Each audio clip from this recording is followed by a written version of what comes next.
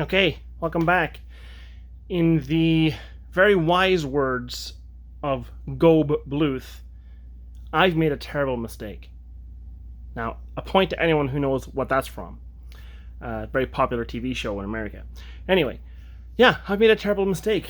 Have you ever had one of those, I guess, periods in time where you just lose track of what you've been doing? You're jumping between projects so quickly that you can't keep up even with yourself. Have you ever had one of those times where you finally found a hobby store that stocks historicals, plastics, at least the hard plastic sets, and you just can't leave the store without buying up almost everything because knowing your luck, you'll leave, you'll go back a month later and it'll have closed down due to lack of sales? Well, that's what's happened to me in this last month. And I've made a terrible mistake. Now, I chuckle when I say that because, first world problems, really. But in Canada, at least, in the GTA, there's not too many hobby stores. Now, I have several times, me and my wife, she'll look one up or I'll look one up and we'll see a new hobby store in town.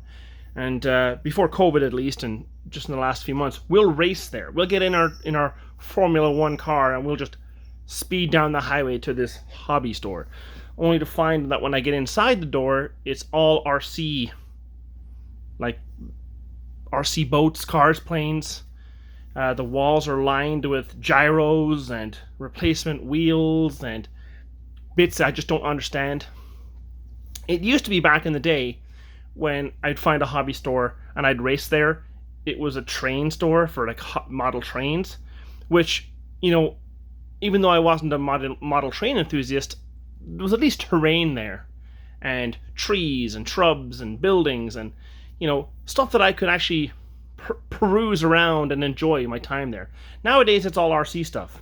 So the only place I could really get hobby supplies, plastic kits, like what you see in front of you here, was from conventions that I would go to. And I'd have to be really lucky when I'd go to those conventions that the distributor that distributed these types of Perry miniatures and War Games Atlantic and stuff, that they were actually present at the convention. Otherwise, I'm stuck with the same old Games Workshop stuff, Dungeons and Dragons stuff. Nothing wrong with that stuff, but sometimes, I'd like a little bit of variety in my hobby store. So, for the last 10 years, I've really only found one or two places that even stocks historicals, and what normally happens, it's usually by accident that they stock them. Either a customer has ordered them in, and the stores ordered them in for a customer, and that customer never returned back to purchase them, and they're there. And I walk in thinking that it's a regularly stocked item. I purchase it. I go back the next day, or the next week or month or whatever, and no, there's no more. That was all they had. Now that happens a lot. And, I have to order in all my stuff online, which is fine. I mean, it's fine, but I find when you order stuff in online, especially when it's coming from the UK or the US, which usually it always is, I have to make the shipping worth it. I can't order in a $30 pack of figures and pay $28 shipping. That's a no-no. To make the shipping worth it, I have to order $250 worth of figures to make the $28 of shipping worth it. And pray to the gods that customs doesn't flag it and I have to pay duty on it, which has happened a lot.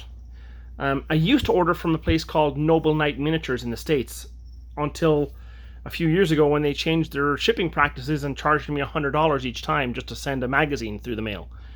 So I quickly had to stop using them. Broke my heart. I had to start looking for things local. Well, long story short, in the last, I'd say, month and a half, maybe 2 months, I have found 2 stores, not local to me, but in Canada, that will ship to me, that regularly stock miniatures. And by that I mean non-Games Workshop, non-Infinity, War Machine, Hordes, those types of miniatures. I'm talking about historical miniatures like this kit here. British Rifleman. You know how long I looked for this locally? Since it came out. So when I realized that they will ship to me, and their shipping prices were decent, like really good. So if I ordered the same thing from Noble Knight Games in the US, it was about $40 to ship it to me. If I ordered the same thing from the two hobby stores in Canada, it was around $11. So there's a huge difference, and that's Canadian too. That's not just US. So in the last 2 months, I have made purchases here and there. I find myself, I need to support these stores because if I don't, they'll go away. And if they go away, that's it. The time when I need something, I won't be able to get it. I'll have to order it from the UK or from the US and pay crazy shipping prices and wait 6 weeks. Well, 6 weeks to a wargamer like myself means that I'm already thought about the project, fallen in love with the project, researched the project, planned the project, changed to another project, forgotten about the previous project, and moved on. And then the stuff arrives. And it goes neatly into my cupboard to be never seen again. Well, for the last 2 months I've been doing that. I've been picking up stuff and putting it in my cupboard, waiting for the time when I'm going to get to it. And I just went to that same cupboard the other day to find all my rule books for the video I made previously about rule books and people's passion for them, different types of rules. And I just realized, oh my god, I've ordered a ton of figures. Now, I have the camera here for a purpose, and that's to show you the rule books that I've collected in the last week alone. And then I'm going to show you the figures that I've collected. And God help me, my wife is going to kill me because she does watch these videos. Now, I don't know if you're like me and you make videos yourself or you ever heard yourself on camera. The other day I was talking to a customer on the phone and his phone connection wasn't very good and I could hear my voice back through the line at myself, and I was so flabbergasted at how I sounded. I was stunned. I couldn't even answer his questions because first I'd have to get to grips with what my voice sounded like. And it was really embarrassing. He must have thought I was high as a kite or something. I don't know what he thought. I was drunk, who knows. So I don't watch my own videos very often. If I think I've made an error or I've ranted too long, I'll go to a certain point in the video and I'll just listen to it to make sure it made sense and I wasn't, who knows what I was talking about, you know. So I don't really listen to my own videos, but my wife does. But she only does it in secret because if I hear her watching my videos, I get really upset because I'm embarrassed. You know, I'm a 40-year-old male that gets embarrassed when my wife watches my videos. So I know she will watch this one. So maybe, thinking about that, maybe it's not a good idea if I post this or not. Well, she'll see the bill anyway, so it's not as if it's I can hide it for long. So sorry, honey. I'll mow the lawn or something. Anyway, I'll show you the figures that I got. But first, before I show you the figures that I've purchased in the last couple of months, and the reason why I purchased them, and that's because I wanted to support the stores. I also made the critical error of finding one store way out in BC. It's about 2,000 kilometers from me. And his website listed the products he had in stock, so I ordered them by email. And then he said he didn't have them in stock. Well, he only had a few of them in stock, so he was going to order the others in. And I thought, how long would that be? He's like, oh, I'll add it to my order in mid-August, and you should see it in around mid-September. I'm like, okay, that's fine. I guess I can wait. And then, a week later, I found another store only 500 miles away that had them in stock. So in my rush, I ordered them from him, and then the other guy emailed me, which stores never email me back. They never, when they say they're going to order something, they never call me back. But this guy, I don't know, maybe I was his only customer and he called me back and I felt obligated to order them. So that's why I have so much stuff, and sometimes double of the same stuff. Anyway, I'm getting distracted. The rule books. I'm currently on my workbench working on a game called Sludge, and I finally got the rule book in the mail. And doesn't this look really nice? It's inside the Blaster magazine. And if you've never heard of Blaster, I urge you pick this up. It's a really nice book. But in this one magazine, you get the full rules for this game called Sludge, which I'm going to use as a... Like, look at this picture here. I don't know if it's going to come through, but it's medieval Napoleonic kit bash game. So I got that to go along with my... so I could base my figures. I can't actually... Although I can paint the figures, I can't actually base them or figure out how many to paint or how many to convert until I figure out how many I'll need, and I need the rule books for that. So now I have the rule books. I'm going to get started on the Sludge game. In the meantime, since I've been posting things on YouTube, I'm also getting a lot of new YouTube suggestions in the algorithm for other people's channels, and one of them had a really rave review about this game called Forager. So I picked up the PDF and we printed it out in color, and it's a Napoleonic skirmish game. Now, I thought when it said Napoleonic skirmish game, it was like 20 or 30 figures, kind of like a Sharps Practice type of thing, or maybe half of a Sharps Practice, or sorry, Sharp Practice. I can never get that right. But actually, it's only between 1 and 6 figures, or between a max of 6 figures. So I'm going to have to figure this out and how I can get 20 to 25 figures. I'm sure you probably can. I wonder if it gets cumbersome. But so I ordered this game because it just some of the things in it. I don't know if maybe you already know about this. You probably do, but the reason I bought it was because of the. Now I say this with as much class as I can. It's possible for your Napoleonic light infantryman or whoever or officer to get shot in the balls or to get kicked in the balls. And I roared laughing when I heard that, and I thought that's the rules for me. I need those. So here is the page where I don't know if you can see that there. If you roll a 95 to 100, you get kicked in the taters. That doesn't sound pleasant. And where's the other one here? That's on this reckoning table. And then there's another one where you get shot in the taters. I can't figure out what that is. Oh, it's right here, maybe? No. Or maybe it's in this one here, actually. Sorry, I've only perused the rules very slightly. I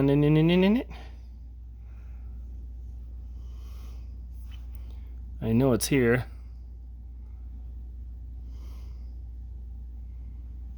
Well, I'm wasting my time, but you can see such things as, have at, or have that, or failed curses, or take a knee, or nicked you, or knocked sense into you. That's it. Smart snow. Ha. Have that. Gotcha. What's happened here? Those types of flavor in rules I really like the laughs that they give on the table. So I bought this rule set. There was also a sale on Osprey games on their website. You can get 25% off if you buy like a couple of things. So although the cover doesn't look right, I'm not too sure. The PDF of A Billion Suns, I got that. I got a PDF of Rebels and Patriots. I got the PDF of Fighting Sail. You might have seen my video on the Age of Sail stuff, so if Black Seas isn't my thing, maybe Fleet Actions in this book is good. I got Chosen Men by Mark Latham. I got The Men Who Would Be Kings. That's that one. So that's the books. I got 5 books from Osprey for $40 Canadian. Now, I know they're PDFs, but for $40, I got 5 books. I mean, geez, you tell me a rule book that one rule book costs $40. And then from months ago, I had this game here, Eagles of Empire, the Franco-Prussian War wargaming rules. I have book 1, the infantry, and book 2, the cavalry, artillery, and heroes. So I have lots of games to try out, and I'm going to try out a lot of them here. But because of these books and these rule sets, especially this one here, I didn't want to collect metal figures for this Franco-Prussian War. I thought, I'll get the rules, I'll take a look at them. You know, they look pretty... Like, look at this. I mean, wow, it looks so good. Oh, geez, look at that artwork. My goodness. That just gets my juices flowing. And I'm 40, so I can say that now, and it's not a woman I'm talking about. So yeah, I did not want to collect the metal figures. I didn't want to import them from anywhere, like the US, the UK. I was going to wait till Perry released their Franco-Prussian War Prussians. And wouldn't you know it, here they are. So this rule set is on now. I'm just waiting on someone to produce the French. I think Perry is doing that next, I hope. But once the French infantry are there, I'm going to get down on this rule set. So I got this set and this set. I got the skirmishing set and the advancing set from Perry. So I just want to say that I love Perry miniatures. I love them to death. They're very hard to find in Canada, so when I do find them, I kind of feel like I have to buy them all. So bear that in mind when you see what comes up next. So yeah, that's that. So that's that rule set there done. So I'm collecting figures for this rule set, collecting figures for this rule set. I currently have no figures for this rule set. I do have figures, but not a lot for this rule set. I don't have any. I only have the French and Spanish. I don't have any English Great British ships. I do have figures for Rebels and Patriots. I do have some figures for that. And I think I do enough for this. So I needed to buy some figures is what I'm trying to say. So that was my excuse. So first, I ordered in this because I mainly just wanted to redo the Sharps TV series characters, even if they're just for the display, put them on a display base. I really wanted them. And because there's 32, I can do that. I can do this display base and still have 20 odd figures to do some skirmishing. Then I bought this. And my idea for this was to use the helmets that come separate for my sludge game, for making up some kit bashing. Now, my wife shakes her head because didn't you buy the sludge game to use up the sprues that you had? And my reasoning was, yes, that's right. But my brain wouldn't let me get away with it. It says, no, you need more. Those aren't going to fit. It doesn't look right. What if you had a British helmeted figure, like a Napoleonic figure? And my brain just wouldn't let me go to sleep until I had pressed the checkout button. So that's that. For the Men Who Would Be King rule set, they had these in stock. The Anzar and Afghanistan and Sudan infantry. And because it has a dog included, I mean, she can't say no, right? I bought a plastic dog. I mean, it's not more figures, really. It's so I bought that. And I'm trying really hard here to make her laugh, because she's going to be really upset. Anyway, I bought those two for the Men Who Would Be Kings, because, you know, you can't have one without the other. For the skirmishing Napoleonics, I bought heavy cavalry. That makes sense, right? Everyone knows, you know, everyone needs heavy cavalry. Flank elite companies, ×1, ×2. That was a mistake, an honest mistake. I didn't realize I had two of them in the cart. British infantry with some more Perry rifles. That I bought this before I got the Wargames Factory one, so I mean, it's not my fault. Dismounted French dragoons I got because, well, really, I don't really want the horses. I'm going to use the horses and the helmets for sludge, but I want the dismounted dragoons for skirmish wargaming Napoleonics. Then they had a sale on this. Now it says $40, but that's not what it cost. They had a sale on their Victrix stuff, so they had the Old Guard Chasseurs. They had the Grenadiers, again, not $40. Line infantry, and a cannon, a British cannon set, foot artillery set. So these four from Victrix I got for $80 Canadian. So $20 Canadian each thing. I mean, I couldn't say no. I felt obligated. I wouldn't get a deal like that again. Then for sludge, I wanted the, you've probably seen, I bought Zouaves because Zouaves because I wanted the cool baggy pants for my sludge game. So I bought them. And then also for sludge, I was initially going to use these cannons for my sludge game, but I thought better of that. I thought, no, I don't know if I want to do that. I'd rather have different types of cannons. So I bought the American Civil War artillery, so that way I can have different types of gun barrels. So that was that. I thought, hey, I have no terrain, so I bought a bloody church for some reason. I don't know. Because they had these in stock, I thought I have to have them because I really love Perry's and they have some really cool options, especially this guy here. And I seen on a Facebook page someone made the regular infantryman, but with the what's it called? The Warlord Games Grenadier head on top, and it looked so good. So that's why I bought that one. I bought these ones simply because they were in stock. Now I got a huge discount on this. Like, I didn't buy this all for regular price. The one place had like a 30% off if you bought more than a certain amount, so I did that. But anyway, I bought these. the American Continentals. And if you think I'm done, I'm not. Then I bought some Agincourt mounted knights ×2. Oh my god. The French infantry set, the armored knight set, and the English army set for the 100 Years' War to do to use with the Lion Rampant rules, which I have hanging around that I haven't found, but I know they're here. So that's what I've done. So when I started the video by saying I've made a huge mistake, I will show you in a second what all that looks like. So that's what it looks like. Just as a public service announcement, if I don't post any more videos past today, don't bother sending anyone around to the house. Everyone will know where I am. And I think I'm going to be at the hole at the back, in the hole at the back of the yard. So, yeah, bye for now.